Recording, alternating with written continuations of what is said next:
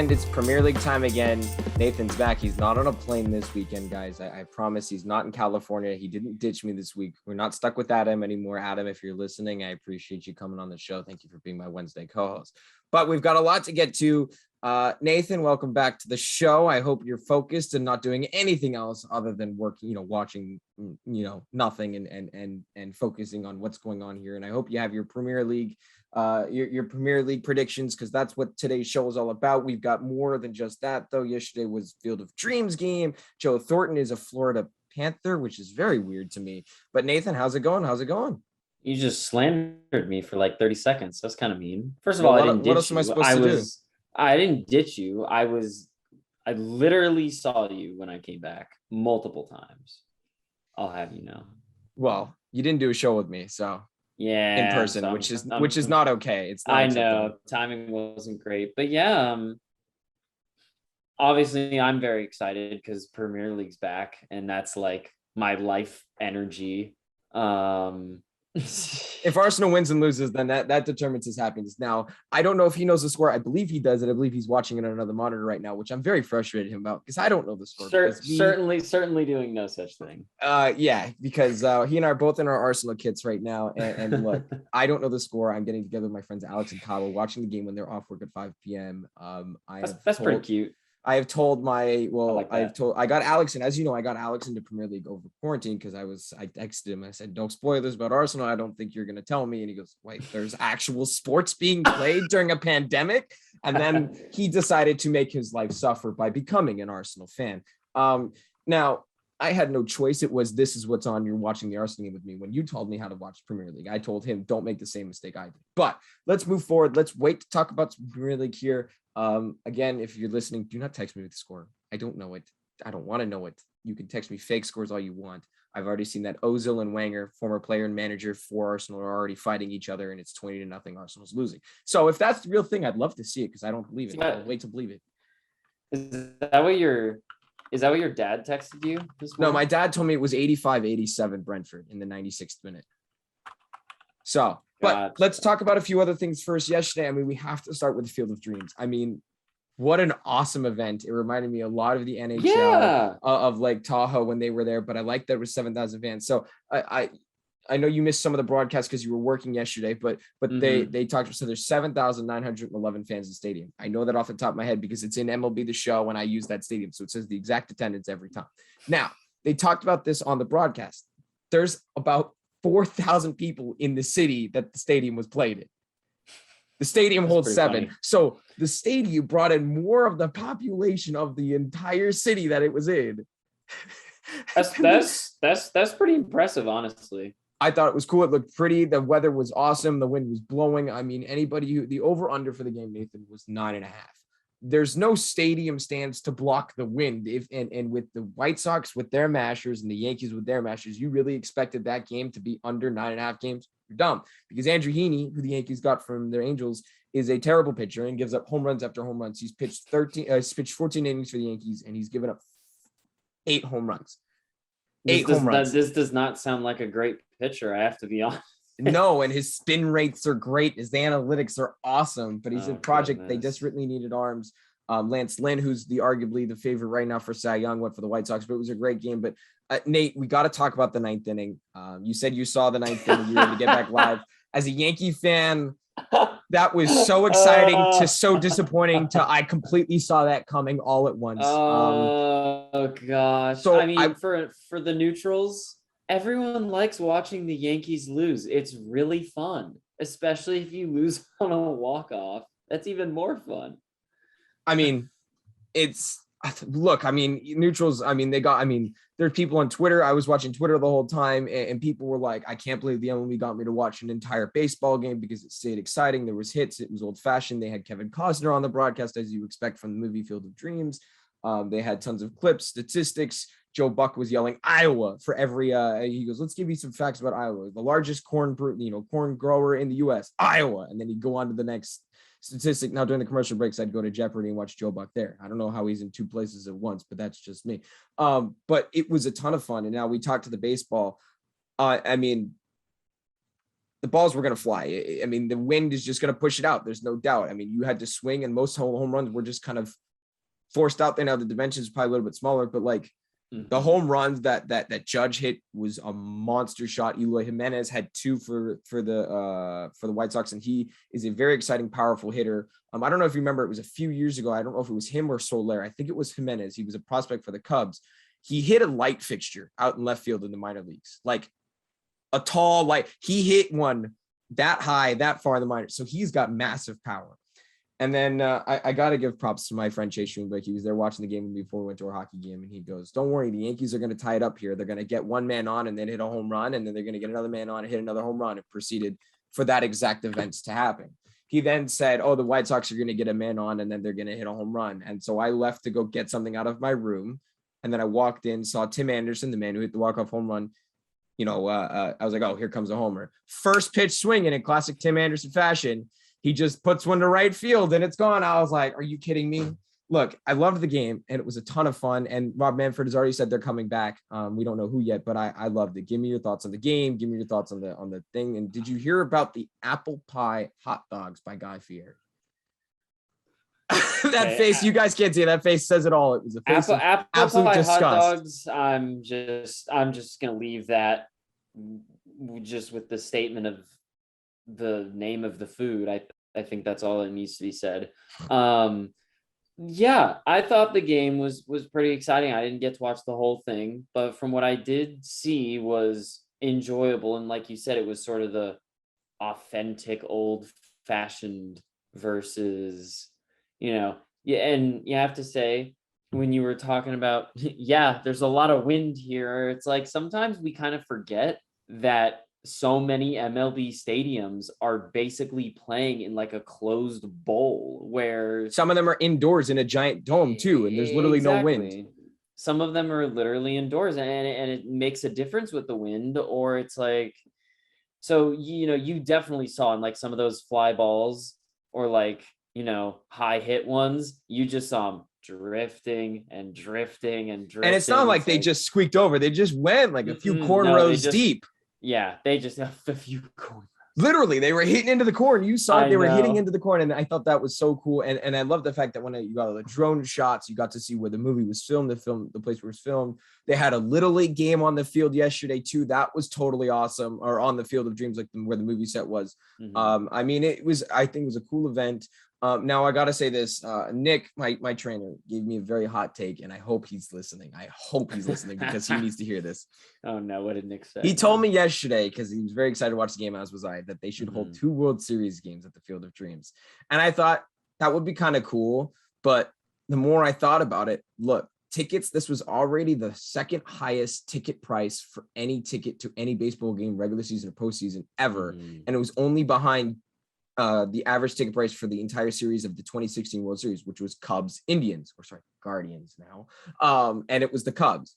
So when you have 7,000 fans, the whole point of a World Series is to go watch your team play for a championship. Now, if you can only get 7,000 of them in the middle of bum nowhere, Iowa, which is great. We know the city and we know the town now, but notice I don't even remember where it is off the top of my head. I know it is a Field of Dreams site in Iowa. I don't know the city. I forget what it is. Yeah. But look, it's this game.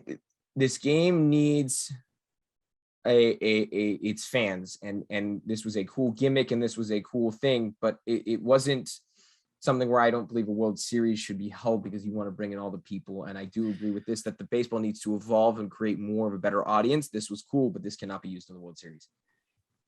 Yeah, I don't think that. I mean, again, like you said, it's a little bit of a gimmick, right? It's a cool one nonetheless.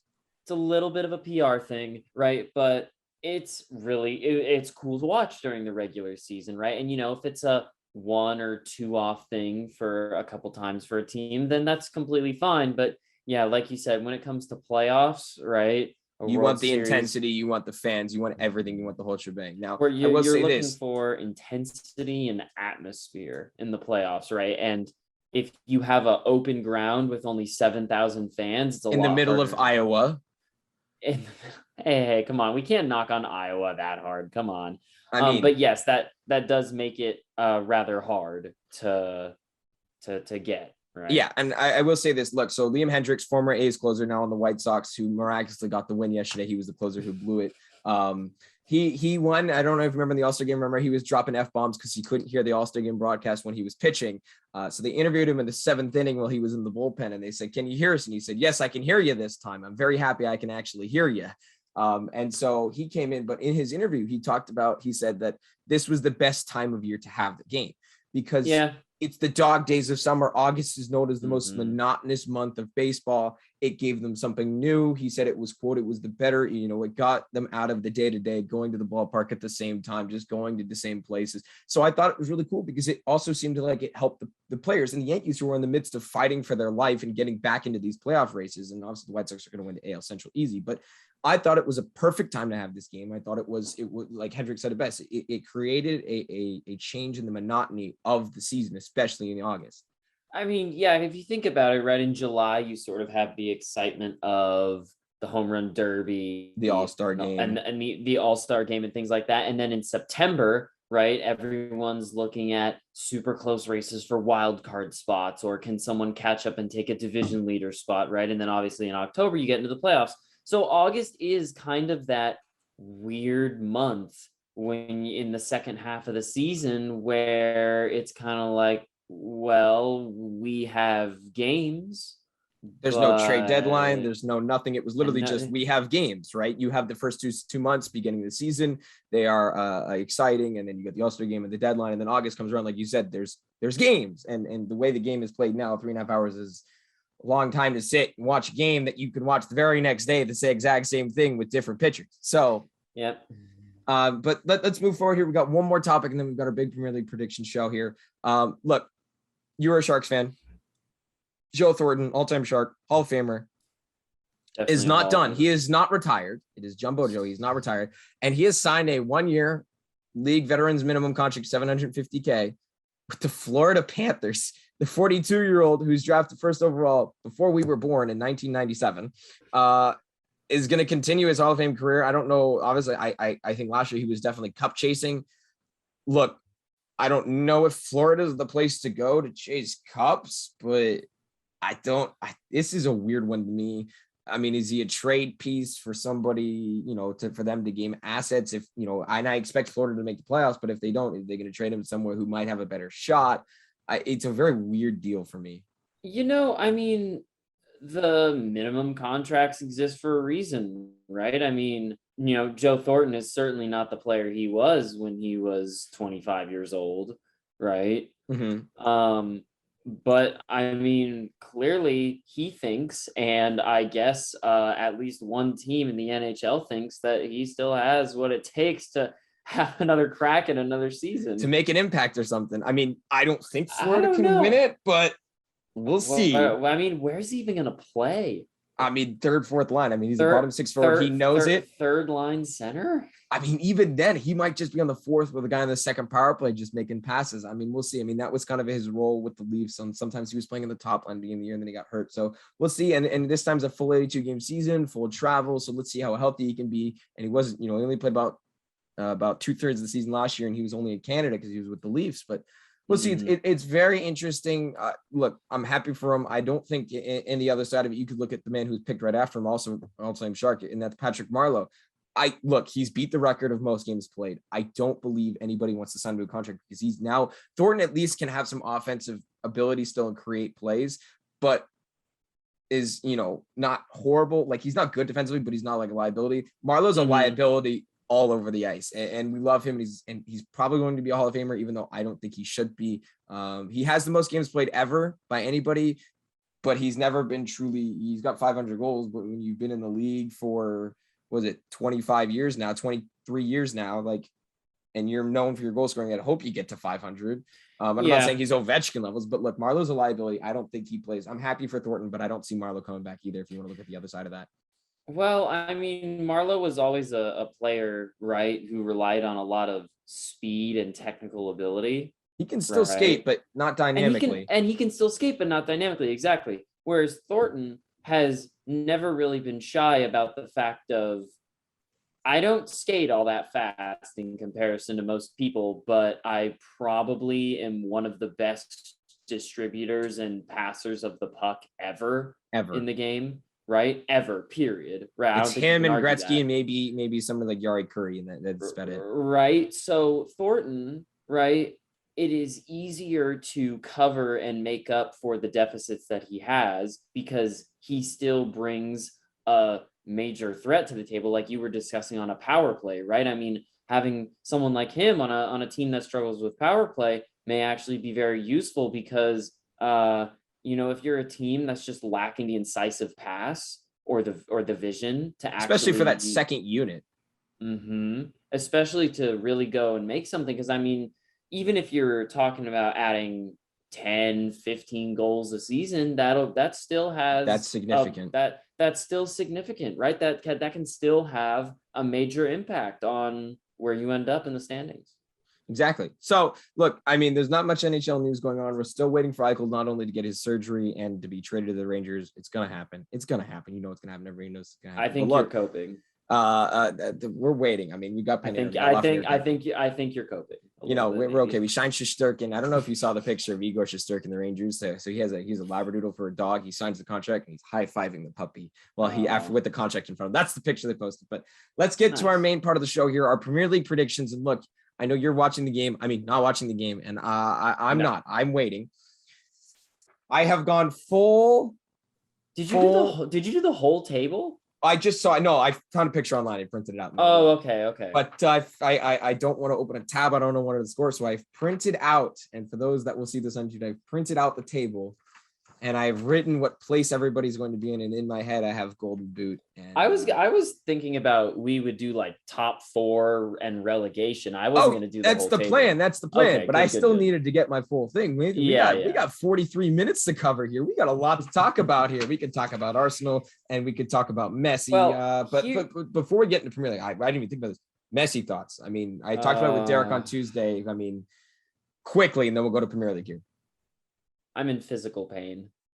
Okay, so Premier League. No, why? Why are you in physical pain?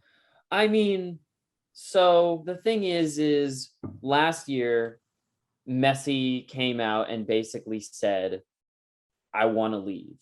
I'm not happy. I don't think the team is competing to where it needs to be. And I'm not impressed with how the club's being run and the club's management, right? And Barcelona made him stay. And a lot of people questioned Barcelona for that. As in, do you really want to tarnish, right, sort of your legacy with, in my opinion, the greatest player to ever play the game, right? And then this summer comes around, and then all of a sudden the tones have changed. It's, I want to stay. I'm willing to take a pay cut, right? He did take a pay cut. I want to take a pay cut so I can stay on because it's not really any secret that Barcelona, their finances, to put it politely, are not impressive.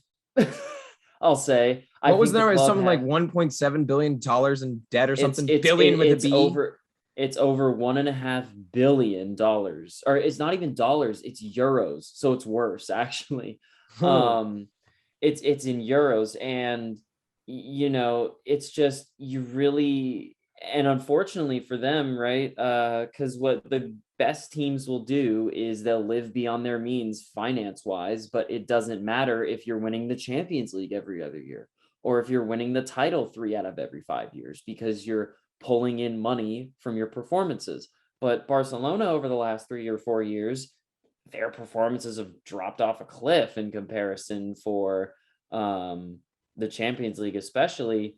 And when you don't make that big amounts of money back, right, this is what happens. I mean, and La Liga has very strict financial rules. And like Barcelona weren't even able to register their new signings because their finances were so poor. And you need to register your signings in order for them to be considered on the roster. It's exactly. Like signing the contract needs to be visual registry, like any other sport. And I mean, here's a stat for you that I read from The Athletic. It was that, so La Liga recommends, and by recommends, it means it's a requirement if you want to sign new players, etc., that your wage bill can only be 70% of your total revenue. So basically, this is to ensure that clubs aren't financially going in too deep.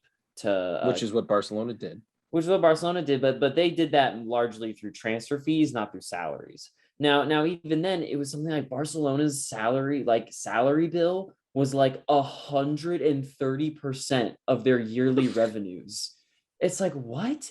And then so supposedly they got that down after Messi took a pay cut and some other people took pay cuts, and they sold some players down to 97% of their yearly 97. Revenues. And La Liga basically looked at him and said, fix it. We're not playing favorites. It is disappointing to see him at PSG, I have to say. I mean, that's the only team that can afford him. If they really wanted to, Chelsea or Manchester City could have swung the funds for it if they really wanted to. Yeah, City would have been tough. Chelsea, I could see it, but they both went Grealish in the pocket. Again, my theory is that Messi would not do as well in the Premier League as people think he would. I agree, especially at this age. But it is disappointing to kind of see in France the sort of rich get richer continue on, right? Because I'm sorry, like, do we genuinely think that PSG can even lose the league if your front three is Messi, Neymar, and Mbappe? No, they can't. That's the best. Throw in Di Maria when one of them can't play. Throw in Di Maria as a super sub even when one of them is tired, right? And then their defense, and then they brought in Donnarumma as well. They brought in Sergio. They have Sergio Ramos. I mean, that's going to be a weird one. Sergio Ramos and Messi on the same team. It's wild. That's a weird one. But it's, I mean, and honestly now, like, if PSG don't win the Champions League, that's a failure. Team, I think that's a failure. If PSG don't win the Champions League with this team, I'm convinced they will never win the Champions League. They're cursed. The new Chicago club, Cubs. Ever. Because I'm sorry, if you have the best front three in the game and honestly a top 5 goalkeeper in the world right now in Donnarumma, soon to be number 1 goalkeeper, and a very strong midfield, and you can't win the Champions League in a country where the domestic leagues and tournaments essentially provide you zero competition, that has to be judged as a failure. It does. But let's move forward here. Let's get to the Premier League here and look. So we could start with champions and things like that. But as people don't know, I'm sure people who are listening don't really know. I know a few people do. Manchester City did win the league last year. And Leicester City did win the FA Cup, which is the oldest cup in England for soccer. And Chelsea won the Champions League. So look, the treble was won. The treble was all 3 trophies was won by Premier League. It wasn't won by the same team, but it was won by all 3 teams in England, which is pretty. But the Premier League isn't strong internationally, Max. No, it's not. It's definitely not. Yet they continue to win the Champions League. Liverpool won it the year before, and Manchester City is always fighting for it in there. And the FA Cup, obviously, can't be won by teams outside of England, but it's still significant inside of England. But I think one interesting thing before we start to touch on is the fact that England is at no capacity limits for Premier League stadiums. You are allowed to sell out the stadium. Yeah, full capacity in England. Because did you watch the start of the game today? Yes or no? Be honest with me. And is it a sellout? Is the Emirates packed? It's not at the Emirates. It's at Brentford. Is it packed though? I still want to see. Is it? Yeah. Well, it's a newly promoted team, right? For the first time, Brentford has never been in, I don't believe. The last time Brentford was in the top flight, give me a guess. Give me a guess. I'm gonna say 1967. 1967. Well, I don't know the year, but I know how long ago. I'll have to. We'll do the math. How long ago? They were last in the top flight 74 years ago. Holy, okay. So let's see. So it's 2021. That is the 1974. Yeah, 74 years. So that's like 1947. Yeah. 1947, 48 was the last time. Actually, no, it would be 46, 47 because they got relegated that year. 46, 47. Time. So, geez, that's a very long time. So they've got to be going nuts. But let's talk about relegation here, since we're going to talk Brentford here. Let's talk relegation. Let's tease the champions and who we think the other things. Look, I have made an entire table, and I can tell you right now, Arsenal is safe. And they are ahead of Tottenham, which are standard for Arsenal fans. But look, all right, give me who you got 20th. Who do you got finishing dead last? DAL. There's a couple, honestly, that you could argue. I think Norwich. We're on the same page. I was like, Norwich, they snuck in. I believe they were 5th place in they won the championship last year. They won the championship, but for some reason, no matter, and this is consistent. They're a definition of a yo-yo team. Over the last 10 years. I mean, no matter how good Norwich look in the championship or how well they're performing, for some reason, they can never, ever, ever get it up to the next level.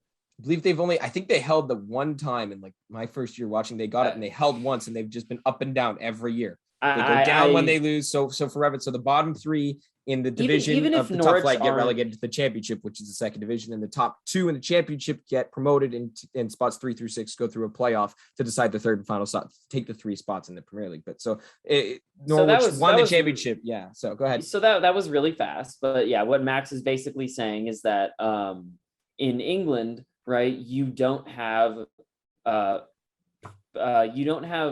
these teams that are granted a permanent spot in a division or a competitive level, right? So really the only equivalent I can kind of think of is like if you allowed a certain number of AAA teams in the MLB to take MLB team spots, like take away the worst performing MLB team spots in the MLB and give it to AAA teams. But of course, that's not how it works, but that's a good comparison. And not how it works, and also teams in lower divisions are not necessarily like Arsenal or Chelsea's second team, right? They're completely owned. It's a whole different club. Team. It's a completely different club, and there might be teams where teams in the top flight like Arsenal, Chelsea, Manchester City might have an eye and kind of have like a relationship with that team in order to kind of find players or to send those players from their team that wouldn't necessarily make their top flight their starting roster,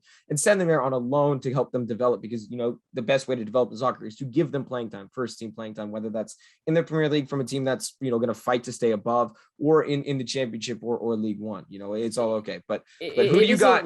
Go ahead. Different. Yeah, I just like the comparison. It's a little different from like American professional sports, where it's kind of like, you see the new players sometimes will get coaxed in with like the AAA teams, right? Or the equivalent, right? In most leagues in the soccer world, right? If you're not good enough for the team that you're playing for, they basically chuck you to another team and say goodbye. And no, they don't say goodbye. They say prove yourself. And then if you can do it, you get a shot. And if you can't, then you're moved on. But again, I'm not sure if I can accurately predict 18, 19, 20, but for relegation at least. Who do you got for 19 then? Let's move forward. Who you got 19? I think you're going to be a little surprised with who I have. Brighton. Really? Okay. They lost their best defender. They lost their best defender, but I don't know. I feel like they're going to be able to kind of stave off. I don't have them in my relegation. That's exactly what they did last time around. And I could see it happening again. Ready? Barely scathed it off. What do you think? In 19th, I have Newcastle. I feel like they just... Really? Yeah, I feel like they just kind of... They died off. They got hot at the end and barely saved away, but I feel like they just, they don't... they brought in Willock, right? That's where Willock went. Yeah, no, Willock went to Villa. No, he went to Newcastle. Willock was the... So Joe Willock is a player that originally played for Arsenal. Newcastle bought him, like it was official today, I believe. Yesterday.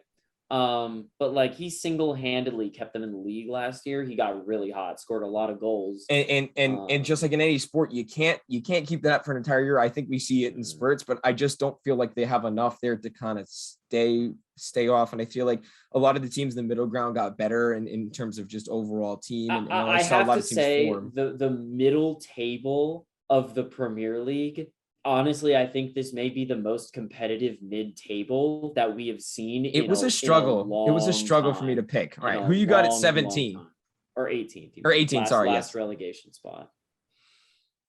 Mine's pretty obvious here, but. Oh, okay, you can go first then. I've got Brentford. Look, they're a new team. I just feel like they don't have enough. Like, good. Congrats for getting in the Premier League.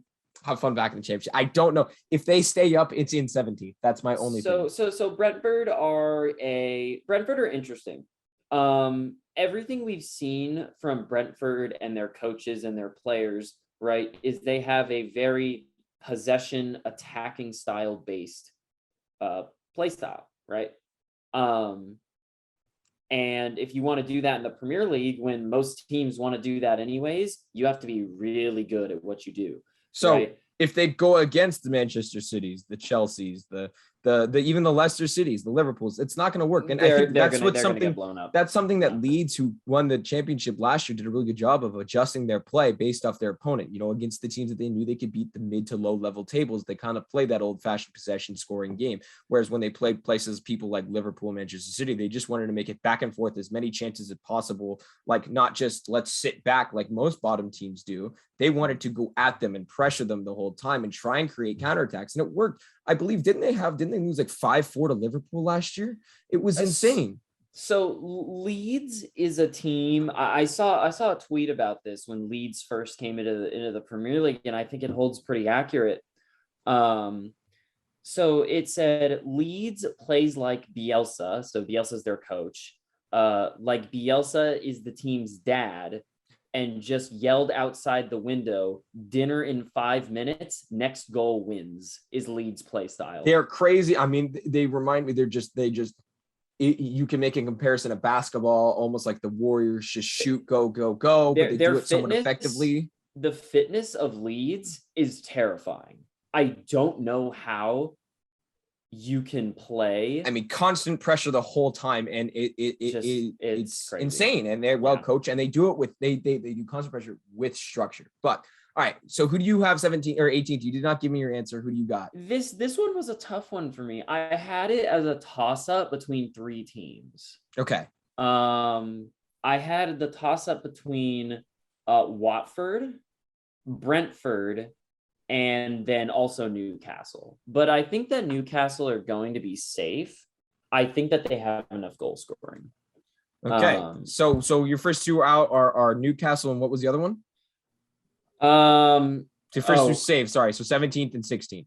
I think Newcastle will be safe. Okay. But not by a lot. And then I genuinely don't know between Brentford and Watford.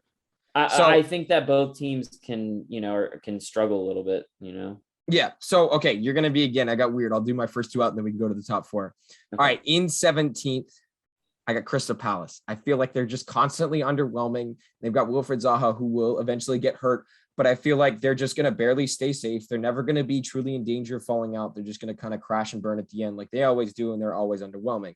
And you're going to be a little surprised about this one. In 16th, I've got Leeds.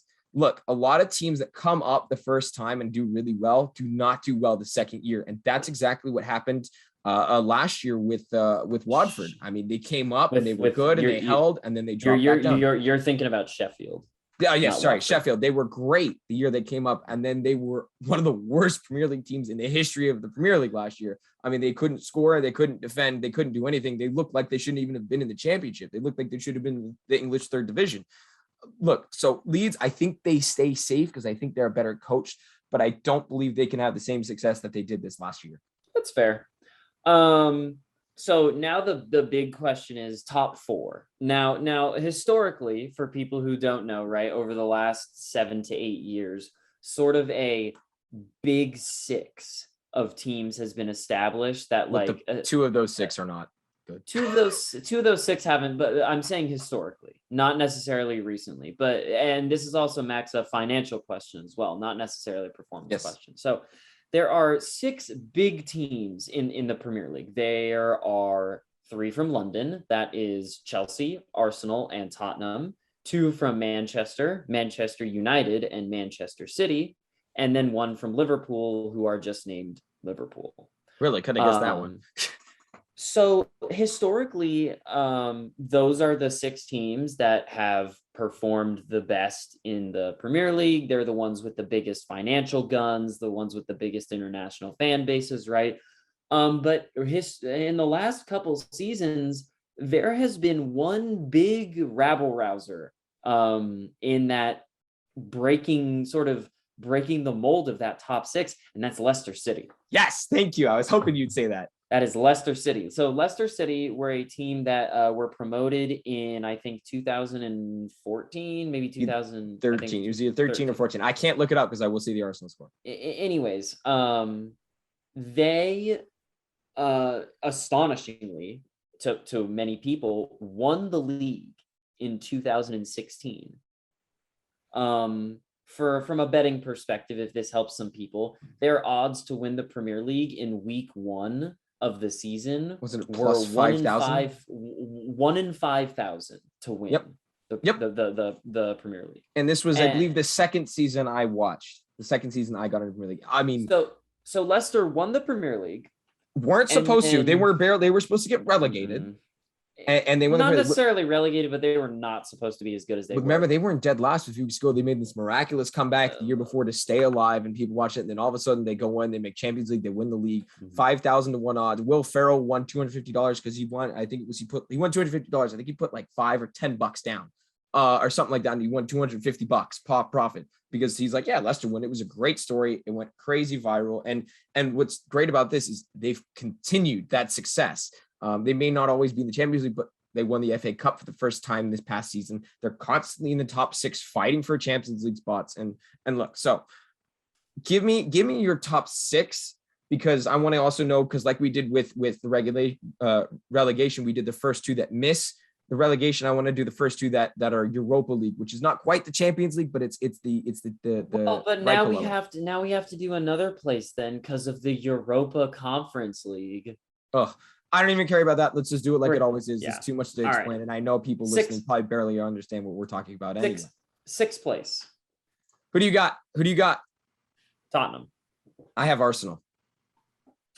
You think we're getting 6th this year? Look, this might be biased. I have Tottenham in 8th because I don't like them. I have them completely missing Europe. Actually, this is now granted, I have Tottenham as 6th right now because they still have Harry Kane. I don't think they're going to. I will say my prediction is subject to change if Tottenham lose Harry Kane, who has been their top goal scorer. He's been the Premier League's top goal scorer for like the last 4 years in terms of total goals. And he's England striker. Who do you got in 5th? Well, no. Okay, you said you're 6th place. In 5th place, I have Liverpool, interestingly. You're missing the Champions League. Interesting. I have Leicester City there. I think Leicester City get another 5th place. I think they just don't have enough to compete with the top 4 that I have. I think if they get in, they're going to get in 4th, and I could switch them with my 4th place. Liverpool has not impressed me over the last couple obviously the 2 years ago, but last year, granted, yes, I understand that essentially their entire backline got shot on the first week, essentially, is how it felt. But just I'm looking at the teams around them and how they've strengthened, and I don't think they're good enough to get a top 4 spot this season. That's not a bad. It's not a bad prediction. I think that's possible. I have Leicester City in 5th. I would love to see them get in the Champions League, but who do you got in the first Champions League spot in 4th place? And I don't think you're going to like my pick here, but I think it's too good to be true. Leicester City in 4th. I have Manchester United, unfortunately, in 4th. I look, really? Yeah, I think they've got, I think they're really starting to learn. They're starting to really come together as a team. They've brought in pieces. Obviously, you got Jadon Sancho, you've got Bruno Fernandes, Marcus Rashford's there. Defensively, Luke Shaw has really stepped up. They brought in for Rafael Varane for the back end, and then you've got De Gea, and De Gea is trouble. They've got Jordan think they're only going to get 4th? I do. I feel like they're that team, though. They kind of remind me like they could do great, but they're going to have some self-inflicted wounds where they just mess up, or they're injury prone. They're always that team that's like, oh, they're going to win. They got the best roster. And then they do some stupid stuff and never win. So I think they get in 3rd or 4th. I think they're 4th because they're going to have some stupid self-inflicted wounds like they always do. It's just the Manchester United way. They can't win anymore. They're like the Yankees. All right. Third, who you got? I have United in third. Okay, yeah. So you have them pretty similar to me. See, for me, and here's where our switch is. I have Liverpool third, and it's because their back line is coming back. I have their back line coming back. Sadio Mane got some rest. Obviously, they didn't have to play deep into the Champions League this year. Their striker. They have Roberto Firmino there. He's okay. They not a striker. Not a striker. They might move Mane. Salah's going to score goals. Who's their striker? I mean, they won the league technically without a striker. We'll see. Bunch of wingers and midfielders. It's not going to work this season, I don't think. I don't think they're going to win, but I think they're in third. I think they're going to be scoring enough. And with that defense, it's going to be able to, they won't need to outscore the problems like they had to last year, which they can struggle to do. I think they can score 2 goals a game. But they were giving up 2 to 3 goals a game as well, and it was hard for them to outscore the problems this year. I don't think they're going to have to. You obviously bring back Van Dijk, Joe Gomez, now, obviously, Alexander-Arnold's there. I think we have the same 2 teams in the. I think we do. I think we do. Yes. So Max, second place. I have Chelsea. I have Manchester City. Oh, so I thought of it. So let me guess, your champion is Chelsea. Mm-hmm. I have City repeating, and look, I feel like this is the biggest question of the season. I think this is going to be a great storyline. Is first and second Chelsea or City? Right? But again, I have the same mentality here. Chelsea's going to have some self-inflicted wounds. They're going to have the hiccups. City might have 1 or 2 hiccups, but not as monumental as Chelsea will.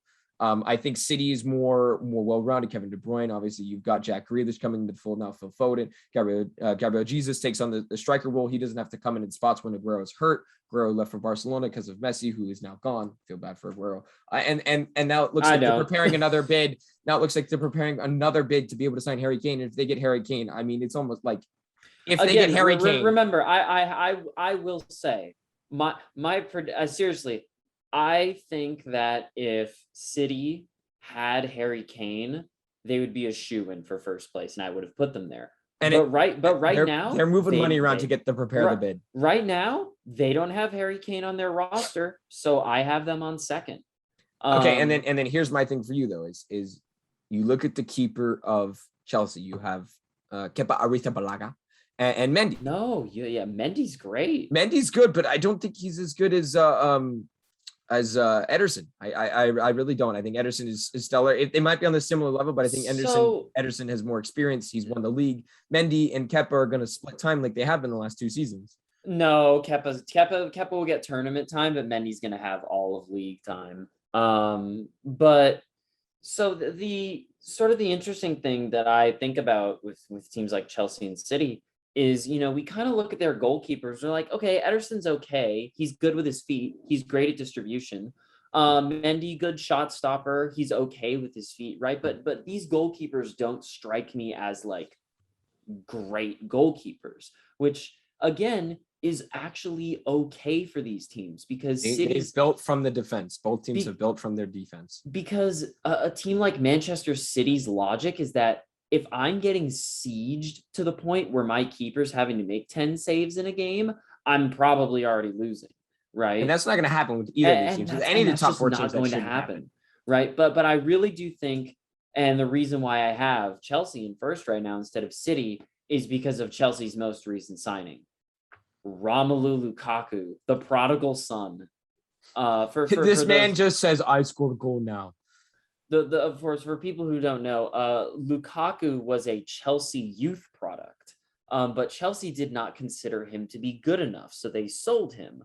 Well, after a couple teams, Chelsea have now paid a premium to get this player back. $131 million. That's insane. And Jack Grealish was close to that number as well. I think Grealish was like 100 and something. No, he was Lukaku was 137. I think Grealish was more expensive just by a little bit. I think Grealish was but I think that's largely because Grealish is much younger than Lukaku. So look, they've both these teams, City and Chelsea, Manchester City and Chelsea, have made dynamic transfers to help bolster their offense. And if you look at Chelsea, though, I feel like their midfield is good, not great. And I feel like the midfield is going to be so dynamic for Manchester City. And I feel like with Fernandinho still there, obviously they're going to have Ruben Diaz. Ruben Diaz is there. You got João Cancelo and Kyle Walker and John Stones at center back. And then you look, there's Kevin De Bruyne. like you bring in Grealish to mow Kevin De Bruyne, and now possibly it sounds like they're working on him getting another bid for Harry Kane here. We'll see if that actually happens. If they add Harry Kane, they like you said, I don't know. Look, I feel like City just is, they don't have as many weak points, and I feel like systematically, I feel like Chelsea, this is probably their year to win, but I feel like they're going to have a hiccup here and there. And Lukaku's been known to pull a hamstring every once in a while and go cold for every once in a while. Look, and maybe Timo Werner actually comes out of his slump and mentality that he can actually score goals. Max, they bought Lukaku to replace Werner. Werner's not starting anymore. I know. And then obviously Chelsea has the American Pulisic. How long is his hamstring going to hold up? I mean, he gets hurt every year, but when he's in, he's great. But I mean, you look at their defense. I mean, who does Chelsea have? Marcos Alonso, like Cesar Azpilicueta. I mean, he's not what he used to be. Neither of them are. I mean, look, their center back is Ruben, Loftus-Cheek, like, and Eric Christensen. I just feel like that defense is not as good, and with Mendy back there, like you said, these keepers, they don't have to be as good, and I agree with that. But when you look at the defense, City's defense outweighs Chelsea's, in my opinion. I feel like that's why they're going to go ahead and win the Prem. So Chelsea have demonstrated the blueprint to beat City for every single team in the league. This is a question of, can the other teams pick up on this, or do they have the ability to run that system, right? Because Chelsea won the double over City in the league last season and beat them in the Champions League final. So now I have to say, Chelsea proceeds to then lose to Arsenal all the time, so who knows? But then Chelsea loses to Arsenal. Chelsea got doubled by Arsenal last season, right? Which was funny. So it's really it is a big question of, one, do City get their signing of Kane over the line? Because I think that if they get Kane over the line, first of all, hello, we need stronger financial rules. We need La Liga to step Premier League. This is ridiculous. And then the other big question is, how good is Lukaku going to be? Because if Lukaku comes in and scores 25 goals, I mean, I think. Yeah, I mean, it's all it depends, right, because I think Lukaku is better than Gabriel Jesus, who right now Manchester City is the starting striker. And I think Harry Kane can rival Lukaku, but especially on Manchester City, but he's not there yet. I'm acting like he's there. He's not there yet. I think he's going to be there.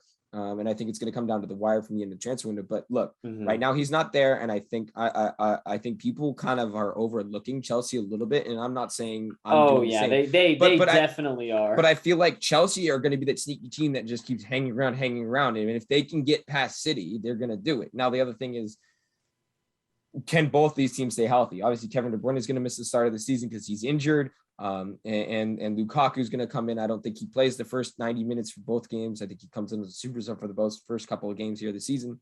But look, I think this Premier League season is going to be awesome.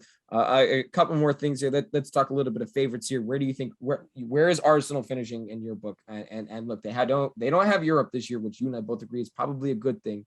But I know the goal for them and the goal for Arteta, Mikel Arteta, the Arsenal's manager, is to get back to Europe, whether that's Europa League or Champions League. Obviously, every fan wants Champions League, but there's no chance they're getting a Champions League. I look at Arsenal's team right now and the way we looked in preseason, right?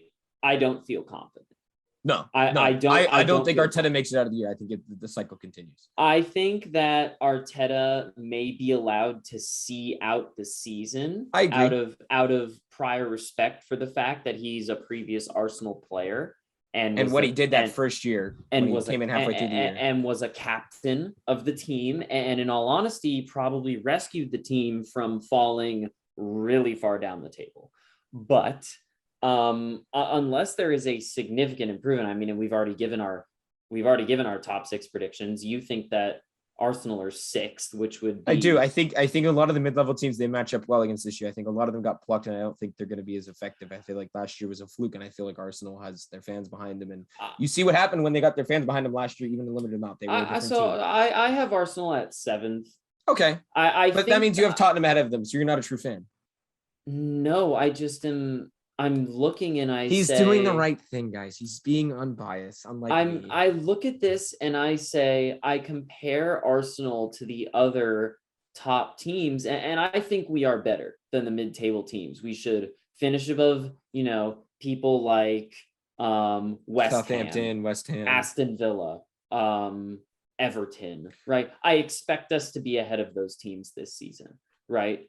But from the sort of perspective of, do I think that we're better than any of City, United, Chelsea, Liverpool, Tottenham, or Leicester? It's a firm no. So that's why I have us in 7th, because I think we're better than most teams in the league, but we have a very young team, a very, very young team. Which is unusual for Arsenal. Which needs, in my opinion, 2 to 3 years to develop. I'm with the right coach, and right now I don't think that's Arteta. And of course, that again assumes the correct coach and such. But again, I think that 2 years probably is the minimum you're looking at before Arsenal are going to really start to punch for like the top of the table. Now, I'm not sure if you saw this, but earlier this week, UEFA have stated that they are considering an overhaul of financial fair play rules. Did you read about this? No, I did not. All right, let me tell you what it says. So in an interview with sort of big UEFA executives, they said, under the planned system, clubs in European competition would be limited to spending a fixed percentage of their revenue. Again, this says possibly, so it's not firm yet, possibly 70% on salaries. Any clubs breaching the cap would be required to pay a luxury tax under which the equivalent or more of any overspend would go into a pot to be redistributed. It almost sounds like baseball. If they go over the quote unquote salary cap limit, they have to pay that luxury tax. Exactly. So, and the thing is it says equal or more. So like that is a huge punishment, because what that means is, let's say that I go over by 20 million, right? Example, right? Not only have I now spent in excess of 20 million, but then UEFA comes back and says, hey, by the way, you owe us an additional 20 million, and we're going to redistribute that money because you're being unfair with the amount of money you're spending. But apparently these proposals are set to show up like next month. Wow. It says, yeah, so but here's my question for you. How could you implement that this year? I mean, I would say next year is when they would need to start it. You couldn't implement it this year. What they would need to do is they would need to signal pretty early. They would need to give teams an adequate time to do this, because basically, especially if teams are already operating like close to or above their revenue with salaries, right? Teams would have to sit down with players and essentially revise contract after contract. It would be too hard. Players would have to take significant cuts. Now, I'm not saying like they can't just say bang this year, but that's not to say that they could say in October of this year, hi, here are the new rules. It starts next season on September 1st. Have your contracts and everything fixed by that point, or we're going to start to charge you. But I think that this is in response to the Messi deal. Because do you know what Messi's salary is? Well, I think that's part of it. My other thought was this is also kind of what, not necessarily what the Super League wanted, but the Super League wanted to corner the market, give themselves more money so they could have just all these things without financial fair play rules and just be able to buy everybody. I think this is also a response to that, to prevent teams from being able to be like, okay, you could buy everybody. So I think it's a little bit of both. I do agree that it is partially the Messi contract, which you will read in a moment, but I think it was also a response to the Super League, which UEFA, as we know, and if you've known anything about it, is not happy. And I think people who are general soccer fans might think, oh, the Super League's a great idea. You get to see the top talents. But the game of soccer, the game of football is not meant to be internationally like that. It's meant to be a traditional game with rules in place. And yes, we want to see those top teams want to play each other, but I think the UEFA responded well by shutting that down and teams pulling it out and giving them things. And now they're talking about readjusting the Champions League, which I think is the right thing to do. because the way to get that Super League was an Americanized sport thought, close off the market, bring the best players here like the NBA, NHL, MLB, right? In soccer, you can't really do it in the MLS because all these top leagues are international and just closing off the market like that. So I think that these rules are partially because of Messi and partially because they don't want the Super League sort of issues or that type of mentality of I'm just going to core the market. All the players are going to come play for us so we can play that is why it's coming in. What is Lionel Messi's salary? What was going to be his salary? No, not was. All right, it's his PSG contract? Yeah, this is his PSG contract. He is set to earn £1 million a week playing for PSG. What? That's crazy. Man will get what? So what is that? That's £52 million a year before taxes. How much is that a week? How much is that a week? That's £1 million a week, Max. There's 52 weeks in a year. No, sorry. You're right. I am dumb. I am dumb. But yeah, so the luxury tax that they're proposing so far is that it would be a sliding scale where exceeding the cap by up to 20% would mean clubs pay the equivalent amount of the overspend, but anything past 20% could be 1.5 or 2 times the amount overspend as a luxury tax. Basically, they're looking at teams like PSG or City or Juventus, right, who people sort of accuse of you're buying the league. And basically they'll say, okay, here you go. If you want to buy the league, you really can, but it's going to hurt to do so, Okay. And so look, and I think that's good. I think in order for now an entertainment level, that needs to happen. But I also still think that change the Champions League needs to happen because people are seeing all these other teams from other countries like Russia and things like that, and the Portuguese elite league, right? And they have the 1 or 2 teams that go in. They don't make it into the round of 16, right? You have the Scottish leagues. Sometimes they do, but they never get out of the round of 16. So I think they need to find a way, and I feel like adding the Europa Conference League is just almost doing too much. It's basically the same format. It is doing too much. And I feel like it's a way of being, you have something to play for, and with these teams, it's not, because in the way it works to get in Champions League is different leagues based off of how good the league is in terms of their teams are. So if it's top heavy, they're going to have a little bit less spots. If it's more of a depth league like the Premier League, where most teams are very good, that can all compete, right? It's going to be close fought. They're going to have more places than other countries, especially when the quality of the play is better. Mm-hmm. So I think in order to change that, I don't know how they're going to do it. I honestly have no idea. There's a couple of things roaming around that they're going to change how many people can get in, how many games it's going to be. And then obviously this year they've changed the away goal aggregate tiebreaker, which I think is great. Thank God. Look, it was fun. Be like, they're going to win on away goals, but they lost the game 3-2. What a dumb rule. Thank goodness that's out. And I think it's good because now it's just, there's going to be less confusion. And for the general fan that wants to get into it, they're going to be able to just say, okay, this team is winning in the aggregate score, which is just the second game, which is so much easier. And it makes it harder because then teams can't just be like, okay, we scored 3 away goals. It's not doing anything. You have to continue to play. Let's say you tied a game 2-2 and you're on the road. You have to keep playing. You have to win. You don't have to worry about away goals. But Nate, give me your closing thoughts. Give me your last Arsenal thoughts. Here we got about a minute and a half left. Yeah. Again, I think that maybe the top 6 race isn't as exciting this year. I think Chelsea and City are kind of the clear favorites. Well, I think the top 2 races is exciting. I think spots 3 through 6, 3 through 7 are going to be great. I think, honestly, the rest of the table is going to be great. Like I said, I think we have an extremely competitive mid-table grouping, right? I mean, just think about these teams that I'm going to name right here. West Ham, Leeds, Everton, Aston Villa, Wolves, Palace, Southampton, Burnley. And you could throw in Tottenham and Arsenal in there too. And you could probably throw Tottenham and Arsenal in too, right? But those teams competing like just for the mid-table spots that honestly don't really mean much other than, haha, I came in 9th and you came in 12th, right? But yeah, I think this Premier League season is going to be very exciting. I'm super excited for it. Fans are back. It's going to be fun. It's going to be fun. Nate, look, you're not a real Arsenal fan because you picked Tottenham to beat them.